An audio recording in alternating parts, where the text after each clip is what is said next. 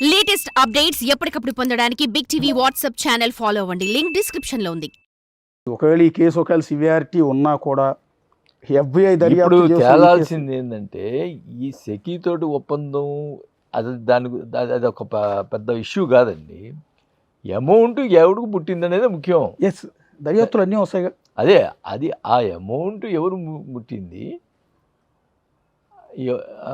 ఒకవేళ మీరు వేరే వాళ్ళకి ఈమె నేను అట్లా ముట్టించినా అది బయటకు వస్తే దట్ నేను కూడా కోరుకుంటున్నా.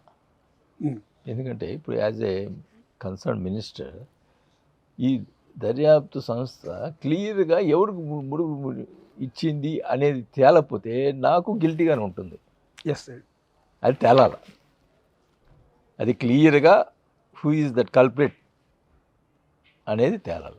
ఈవెన్ FBI వచ్చినా మీరు విచారణకు సహకరిస్తారా? మిమ్మల్ని క్వశ్చన్ చేయడానికి కూడా రావచ్చు. డెఫినెట్గా అసలు నాకు దీని 100%గా అంటే బేసిక్గా మిగిలిన 4 రాష్ట్రాల కంటే కూడా అతి ఎక్కువ అమౌంట్ 1750 కోట్లు అంటే మామూలు విషయం కాదండి.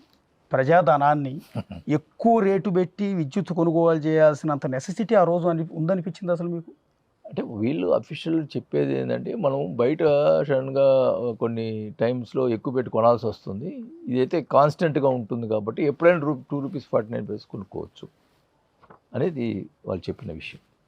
ఇప్పుడు మీరు ఇందాక ప్రెస్ మీట్లో కూడా మీరు ఒక మాట అంటున్నారు, చాలా హానెస్ట్ ఆఫీసర్ నాగులపల్లి శ్రీకాంత్ అని.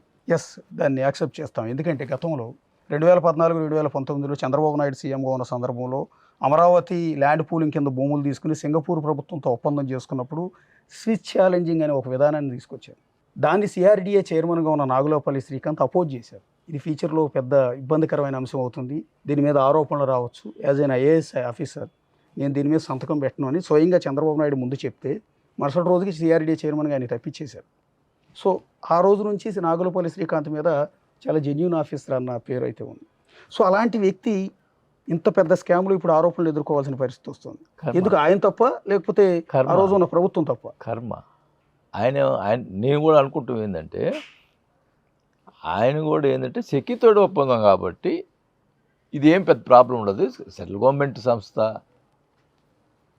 మరి దాంతో ఒప్పందం కాబట్టి ఇది మనకేం ప్రాబ్లం ఉండదని అనుకుంటాడని నేను అనుకుంటున్నా.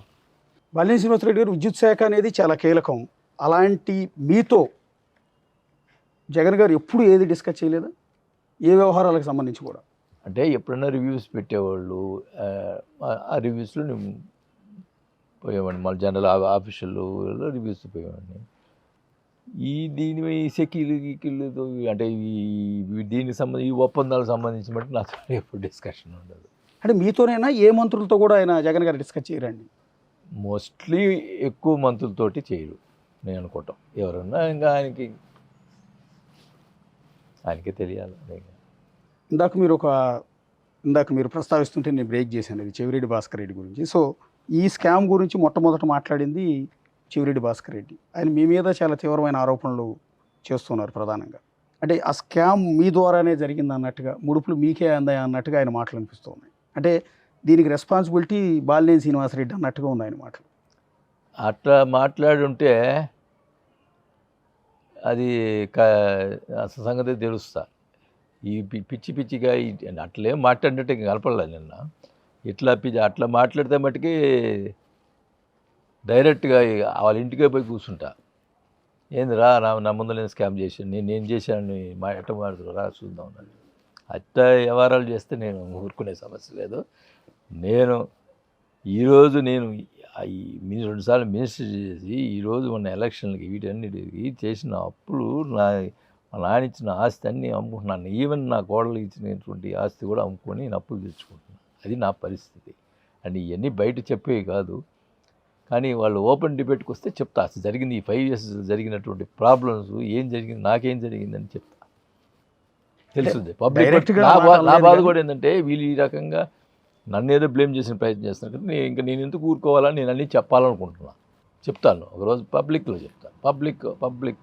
పబ్లిక్లో డిబేట్ పెడితే చెప్తాను. అంటే చెవిరెడ్డి మీరు అన్నట్టుగా డైరెక్ట్గా ఆ పాయింట్ అనలేదు, కానీ ఇండైరెక్ట్గా అదే అర్థం వచ్చేలా అంటున్నారు కదా. అంటే మీరు అబద్ధాలు చెప్తున్నారని, అబద్ధాలు చెప్పడంలో మీ తర్వాతేనని. అంత ధైర్యం పెద్దిరెడ్డికి ఉంటే నా గురించి మాట్లాడేంత ధైర్యం ఆడుందండి. వాడు హూ ఈజ్ పెద్దిరెడ్డి చెవిరెడ్డి ఆయనకి ఏంది, ఆయన క్యారెక్టర్ ఏంది, నా క్యారెక్టర్ ఏంది, పబ్లిక్ ఎవడని అడిగి చెప్తారు. ఇంతకంటే నీచం ఏమి ఉండదు. అంటే మీరు ఒక మాట అంతకు ముందు ఇచ్చిన స్టేట్మెంట్ ఉంది కదా, అర్ధరాత్రి నన్ను నిద్ర లేపి నాకు సంబంధం లేదు. నేను చెప్తున్నాను ఏంటండి, మీరు ఈ ఇంట్లో దీని విషయంలో ఏమన్నా ఇన్వాల్వ్మెంట్ చేసి ఉంటే మా టోటల్ ఫ్యామిలీ ఊరేసుకొని వస్తాం. టోటల్ ఫ్యామిలీ ఈ విషయంలో ఏమైనా ఒక్క సింగిల్ ఎన్పీ మేము టచ్ చేసి ఉంటే total family will make suicide. ప్రజలది మోసం చేసి అన్యాయం చేసి ఈ రకంగా సంపాదించుకొని ఇది నా దగ్గర లేదు. ఇది మటుకు చెప్తున్నాను, మీ ముందలు చెప్తున్నాను, ఓపెన్గా చెప్తున్నాను. ఈ స్కామ్ విషయంలో ఏమన్నా నాది చిన్న ఇది ఉన్నా టోటల్ ఫ్యామిలీ కోర్టు. అది ఇంకోటి కూడా ఏదో అంటున్నారు, ఏదో ఒక ఎమ్మెల్సీ పోస్ట్ కోసం మీరు చంద్రబాబుని ఏదో ప్రభావితం చేస్తున్నారు, చంద్రబాబు మెప్పు కోసం. ఒకటండి మీరు చెప్పేది. మీరు ఇప్పుడు ఇట్లా అడుగుతున్నారు, అడిగినప్పుడు నేను చెప్పాలా, సమాధానం చెప్పాలనా లేదా, యాజ్ ఎ కన్సర్న్ మినిస్టర్ నేను చెప్పాలనా లేదా, అట్లా ఈటీవీ వాళ్ళు అడిగారు. ఓకే, నేనేం ప్రెస్ మీట్ పెట్టలే. అవును, ఇప్పుడు కూడా మేము వచ్చి అడిగాము. ఈటీవీ వాళ్ళు అడిగారు, సార్ 1750 మీరు కన్సర్న్ మినిస్టర్ కదా, మీకు తెలియకుండా జరిగిద్దా మీ అదేని అడిగారు. నిజం చెప్పాలి కదా. అది చెప్పడం అది చంద్రబాబు గారికి పవన్ కళ్యాణ్ గారికి అంటే అది చెప్తే దానివల్ల అంటే నాది నేను డిపెండ్ కూడా చేసుకోకూడదా. యాజ్ ఎ కన్సర్న్ మినిస్టర్ నాకు విషయం తెలియదు, నాకేం లేదు, ఆ ప్రభావం నా మీద పడుతుంది కాబట్టి నేను చెప్పుకోవాల్సిన అవసరం కూడా లేదా. ఎస్, నేనే ప్రెస్ మీట్ పెట్టి జగన్ ఇట్లా చేశాడు, 1550 కోట్లు జగనే తీసుకున్నాడు అని చెప్పుంటే మీరు రియాక్ట్ కావాలా. మీరు వచ్చి నన్ను అడిగారు యాజ్ కన్సర్న్ మినిస్టర్, అయ్యా నాకు తెలియదు అయ్యా, ఒప్పందం తెలియదు, ఏమి తెలియదు, నాకేం తెలియదు అని చెప్పడం తప్ప దాన్ని అది చెప్పానా ఇంకేమైనా చెప్పానా? మీరు చూశారు కదా ఈటీవీ, అది చెప్పానా ఇంకేమైనా చెప్పానా? నేను వాళ్ళు 1550 కోట్లు జగన్కి చేరినాయి అంటే చేరినాయో లేదో మీరు ఎట్ట చెప్తారని కూడా అడిగా.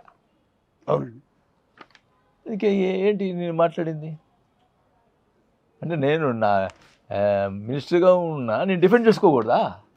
నువ్వెందుకు మీరు భుజాలు తొలుకుంటున్నారు? మీరు భుజాలు ఎందుకు తొలుకుంటున్నారండి? నేను కన్సర్న్ మినిస్టర్ ఉన్నాను, నాకు సంబంధం లేదు. కాకపోతే అర్ధరాత్రి పూట వచ్చింది ఫైలు, అది నేను ఏం చేసాను, పొద్దున్నే క్యాబినెట్కి పంపించాను అని చెప్పిన. నీ సైన్ ఉంది అంటాడు. అంటే క్యాబినెట్ పంపించదని నా క్యాబినెట్ ఎట్టపోతుందండి మీరు చెప్పండి? వితౌట్ మినిస్టర్ సైన్ క్యాబినెట్ పోదు కదా. క్యాబినెట్ పంపించేదానికి దీనికి ఒప్పందానికి సంబంధం ఏమైనా ఉంటుందా? క్యాబినెట్కి పంపించే ముందు సంతకం పెడతారా? అది డిజిటల్ సైన్ చేయాలి కదండి. క్యాబినెట్ దే వోంట్ టేక్ కదా, కంపల్సరీ మినిస్టర్ సైన్ ఉండాలి కదా. ఏ అంశం అయినా క్యాబినెట్ పోయే అంశం కన్సర్న్ మినిస్టర్ సైన్ ఉండాలా. ఓకే, అది అదే నేను సొంత అక్షరాల సంబంధం పెట్టలా, డిజిటల్ సైన్ పంపిస్తున్నాను. అది ఏ మినిస్టర్ అయినా చేయాల్సిందండి. అది క్యాబినెట్ ఏదైతే చర్చిస్తారో ఆ కన్సర్న్ మినిస్టర్ సంబంధించి ఆ concern minister have to sign that in that matter అని పంపించేదానికి కన్సర్న్ మినిస్టర్ సైన్ కావాలి. దానికి ఒప్పందానికి సైన్ ఇది అంటే ఎట్లా? For more videos like this, subscribe Big TV channel.